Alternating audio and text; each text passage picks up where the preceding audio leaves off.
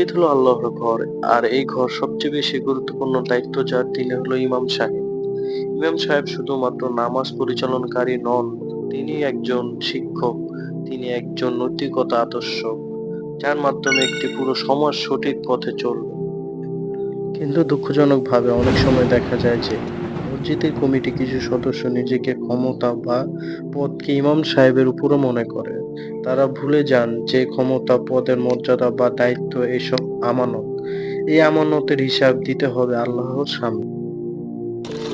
ইমাম সাহেবকে অসম্মান করা, তার জ্ঞানকে তুচ্ছ করা বা তার উপর ক্ষমতা ফলানো, এগুলো ইসলামের শিক্ষার বিরুদ্ধে। রাসূল সাল্লাল্লাহু বলেছেন, যে ব্যক্তি আলেমদের সম্মান করে না সে আমার উম্মতের অন্তর্ভুক্ত নয়। মসজিদের কমিটির দায়িত্ব হলো ইমাম সাহেবকে সাহায্য করা, তার মর্যাদা রক্ষা করা এবং তাকে সর্বোচ্চ সম্মান প্রদান করা। কারণ ইমাম সাহেবের এক একটি সিদ্ধান্ত কোরআন হাদিসের আলোকে গড়া।